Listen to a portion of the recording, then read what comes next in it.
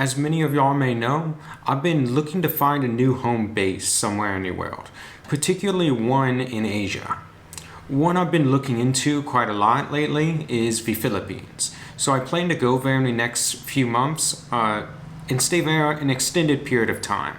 And this is because they have quite an interesting residency program. One of the main reasons I'm considering the Philippines is their relatively easy visa policy. So not only do they have this long-term residency program that's relatively easy to get, but they also allow you to extend your tourist visa multiple times, which just makes it very easy to check out the country. And even if you don't want a permanent residency or a residency that allows you to stay indefinitely, you can still operate on tourist visas for a significant portion of the year and then travel outside of the Philippines for the rest of the year. Or stay potentially the entire year on a tourist visa, which is quite unique, particularly in Asia. With all that being said, sometime in the next few months, I'll be going to the Philippines on just a simple tourist visa, extending it and seeing how that process is, as well as checking more thoroughly into potentially getting the residency visa I'll be talking about in this video. So to be clear, this video is going to be talking about the SIRV visa, or the SIRV. This is the Special Investor Residency Visa the Philippines offers. This is not going to be talking about the SRRV visa, I believe it is, which is for retirees. This is going to be about the investor visa they offer. So the SRRV, it's for people who are 50 plus and are retired, so it's not really relevant to me and it's not really relevant to most people on the channel. And quite frankly, I don't think the program is quite as good as the investor visa due to the extra restrictions it has. With a little more capital, you can just get the SIRV visa or the SIRV, and with it, as long as you have a decent amount of capital, you can stay in the country indefinitely no matter how old you are, or I believe you have to be 21 or older, but that's not an issue for me and it's not an issue for most people who would be watching this. So really the only requirement is you can't be a criminal with a big criminal record, and you have to have a decent amount of capital, around 75,000 US dollars. There's also no physical presence requirement to maintain the SIRV if you did get it. So this is one factor that was quite important for me. One of the requirements that a lot of residency programs have is you have to be in the country for a set amount of days per year. Sometimes it's more than 180 days, so you become a tax resident. Sometimes it's just 1 day a year. But regardless, usually you have to have some level of presence within the country. So that's not the case for the SIRV. This residency program for investors in the Philippines doesn't require you to stay within the country whatsoever. You can just hire a visa agency. So I've talked to a few in the Philippines. You can just hire a visa agency and they will fill out all the forms for you and submit the relevant documentation and extend your visa even if you haven't been in the country for an entire year. So it's really not a concern, and the extension is not very expensive either. It's also important to note the SIRV doesn't require, it doesn't have a lot of restrictions on how you invest the money. So for the 75,000 or so you have to invest in the Philippines, it's not restricted to only investing in a physical business or only a couple key industries. It's pretty liberal in how it allows you to invest your money. So you can pretty much invest in almost all publicly traded stocks in the Philippines, and this is what I'd most likely recommend, as well as what I'll most likely do. I need to still do a little more due diligence on a lot of Filipino stocks still. I've been following quite a few, and it seems like there's some that aren't too bad of a value and are publicly traded and would be suitable for the SIRV. And to be clear, this is quite unique because if you any of the other programs to get a long-term visa in Asia, pretty much all the other ones require you to lock in your capital for a significant period of time or burn it. So for the Thai elite visa, you have to incinerate your capital to get the elite visa. You have to just give it to them more or less as a donation. For the business visas in Thailand, you have to set up a business with a set amount of capital, and you have to hire 4 Thai employees on an ongoing basis to get your business visa, as well as to keep it being renewed. So it's not really as easy. Requires a lot more paperwork and a lot more risk compared to the SIRV. And this is the same for most Southeast Asian countries. They either don't have a residency visa that's really achievable for anyone, or you have to invest at least $100,000 or $250,000 into the country, or you have to set up a business in a similar fashion of what I just described happens in Thailand, where you have to hire a few local employees, you have to invest a certain amount of capital within the country to set up the company, as well as like starting capital for the company in the country. So overall, the SIRV is just substantially easier, cheaper, and overall more flexible than any of the other programs in the region. Gives you more liquidity, which is quite important for me. So like, if you decide you don't want to be in the Philippines anymore, or you just simply don't care to maintain this residency, you can just sell the stocks and withdraw the capital, and you're fine. Like, that's it. You're done. And then you just simply don't renew the visa. And there's no penalties there. There's no real consequences. You can't do this if you set up a company in Thailand or Vietnam or Malaysia. You can't do this with your Thai Elite program. No. Once you invest in a business visa or a Thai Elite visa, your capital is kind of trapped there, and it's very hard to sell and like recoup your investment. Versus with stocks, you just click a few buttons, you wire, transfer it out, and you're done. So this is one of the major advantages of the SIRV program in the Philippines. As for the bureaucracy and the general fees of the SIRV program, they don't appear to be all that bad. Like, you need to get a background check, as well as fill out some forms and stuff. Open a brokerage account if you are going to do the stock option. You can also invest in private companies and all of that, but to me it's more complicated. It's just not worth it bother, as well as you lose the liquidity advantage that the stock option gives. So to me, it's better to invest in stocks, most likely, if you can find one that's a suitable valuation, that is. So anyhow, the bureaucracy and the cost. Overall, it's much lower than any of the other schemes in the region. The cost to maintain it seems to be in the range of or slightly below $1,000 a year. Even going through an agency that does it more or less all for you. The setup process is also significantly cheaper, and the amount of ongoing forms you need to fill out is significantly cheaper. So it seems like on renewal, you pretty much just have to submit a form verifying that you still have made the investment in whatever you invested in the Philippines. And if you chose the stock option, this would pretty much be as simple as getting a statement from the brokerage and confirming that you haven't sold the shares or withdrew any of the capital. That's pretty much it.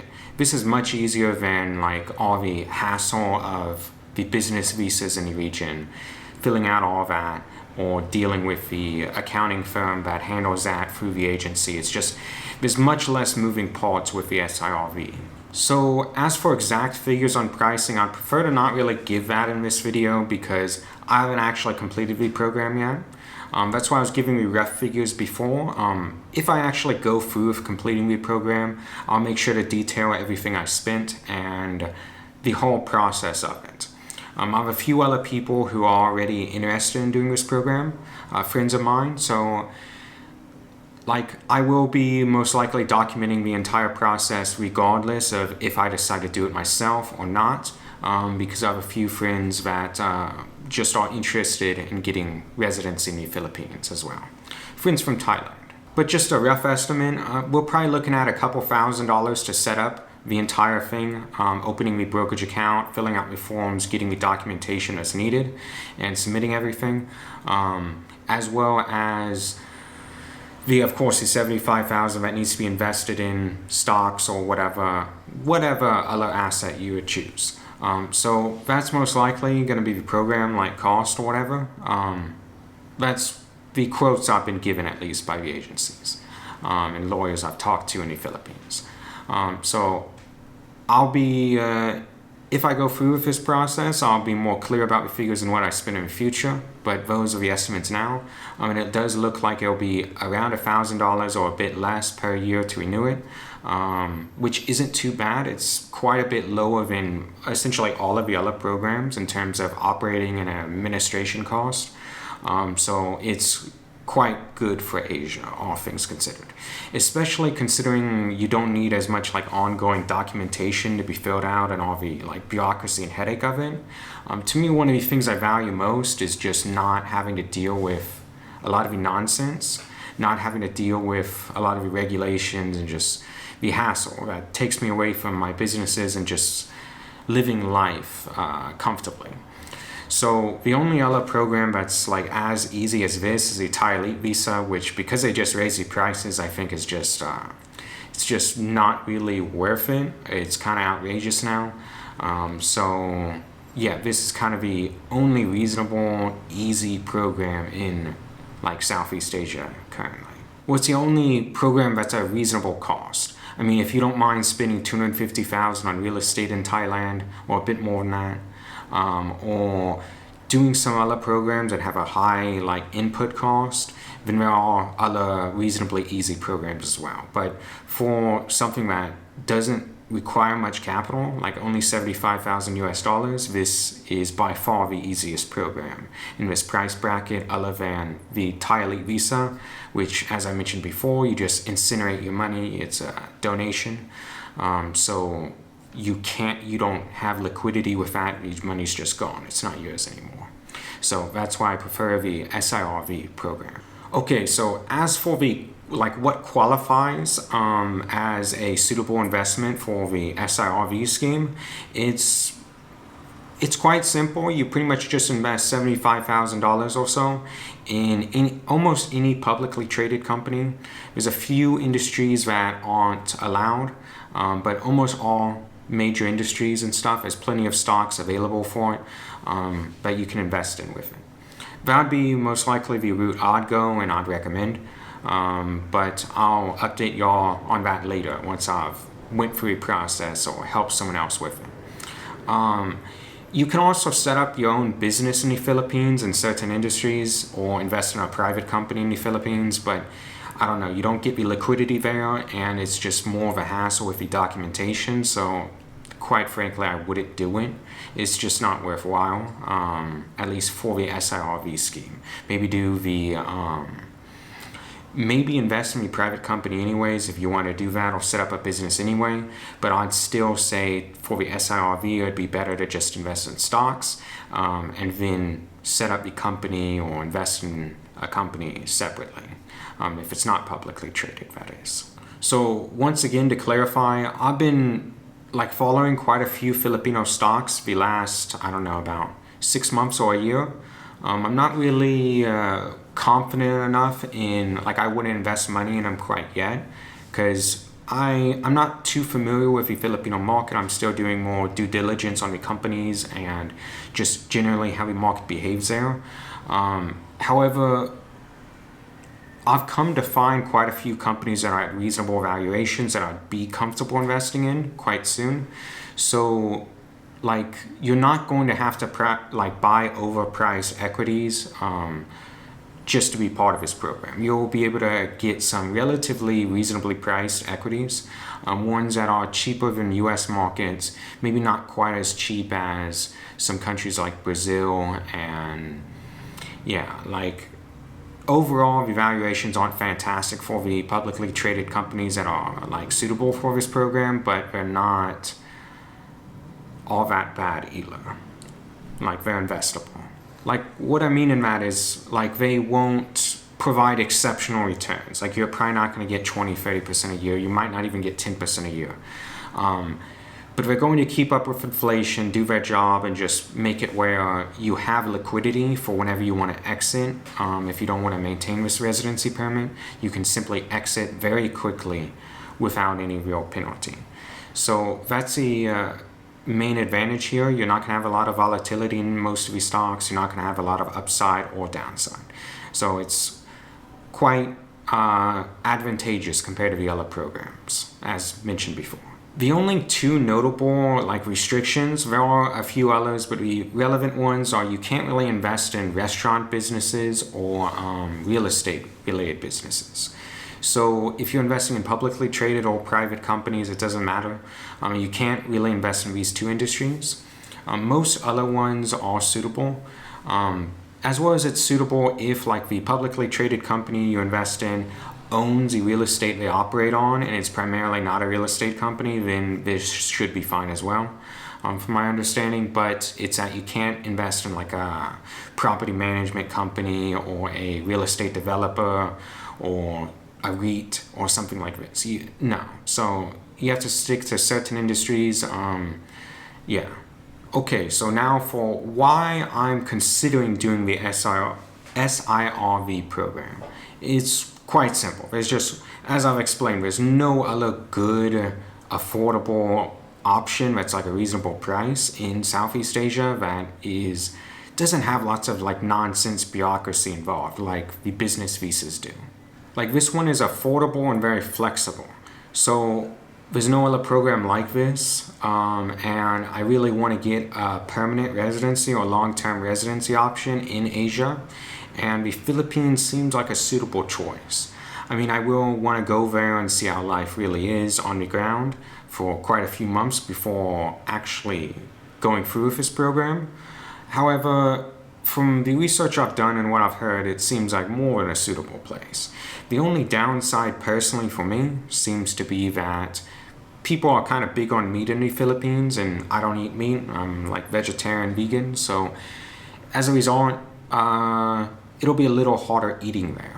But they have plenty of stuff in terms of online food delivery. They have lots of organic products. They have online shopping like Lazada, like Asian Amazon sort of things, and Shopee and stuff. They all have all these. So you're not going to really have too much trouble finding some luxury products in the Philippines or luxury services. There's plenty of rich Filipinos indulging themselves in these. The only real issue is if you're vegetarian or you simply don't like the Philippines seems a bit more population dense than a lot of other countries in Southeast Asia. So you might have to go a little bit outside the big cities, and the cities that have direct flights out to international destinations are quite compact, noisy, and not the cleanest of cities, let's say. But to me, this personally isn't a downside. I enjoy cities like that. As long as the air pollution isn't too high, it's a good thing to me. So basically, not only can you get an indefinite residency in Asia and in the Philippines with this at a reasonable price, but you can also renew it even if you don't attend the Philippines and don't actually use the permit, which is quite unique. The price is reasonable. It just seems like a really good option to me. And it's also quite unique. You can bring a spouse or any dependents you have along with you on this visa at essentially no extra cost. You'll just need to get them their own ID card and all of that stuff. So just maybe a couple $100. And that's it, really. You don't have a lot of other programs require quite high extra fees. So the Thai Elite Visa, the only one that's relatively easy as well in the region, you don't automatically get dependents or unlimited dependents or any of that included in the price. It's quite a bit more to get family members on the Thai Elite Visa as well.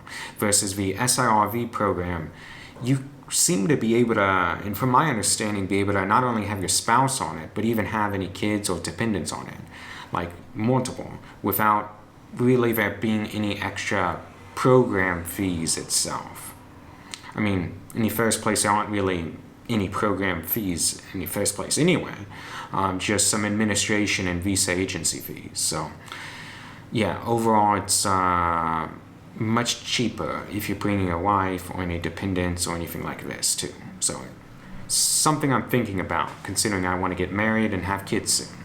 So to briefly touch on one concern I had, which I shouldn't have been concerned about after learning about it is taxes. The system in the Philippines, from my understanding, talking with some lawyers there, as well as just reading it myself and hearing some experiences, it seems to be where if you're a non-citizen, you essentially aren't taxed whatsoever, unless you're operating a business or doing something like that. Pretty much the same system that Thailand has been operating under, where if you earn money outside the country and you're not a citizen, you don't pay anything on it unless you remit it into the country, and even then, you usually don't pay anything on it as a foreigner. If you're a citizen, however, you can be taxed if you're living in the Philippines on, I believe it is foreign earned income as well, but at least the income remitted into the country. However, you can simply opt to not become a Filipino citizen and just maintain the residency permit for as long as you want. And this isn't an issue whatsoever. So basically, as long as you're just a resident and not a citizen, you're not going to be taxed on your foreign income, your dividends, your investment income, capital gains, anything like that generated outside of the Philippines. So the overall tax situation is pretty fantastic, all things considered, because you're not going to even need to file any of that stuff, from my understanding. So really, to sum up your taxes, like, as long as you're just a resident and not a Filipino citizen, you wouldn't want to become a Filipino citizen because it would make the taxes situation quite bad if you actually live in the Philippines primarily. But as long as you're just a resident and not a citizen, you're not going to really have to pay tax on anything, even if you did remit it into the country.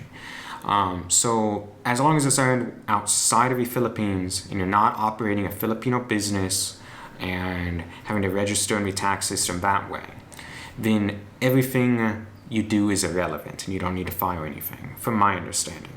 I'd still consult with a Filipino tax attorney, but I did a little, and it seems like it's just a non-issue entirely. Okay, so with all that being said, that's really all there is to say about the SIRV program currently.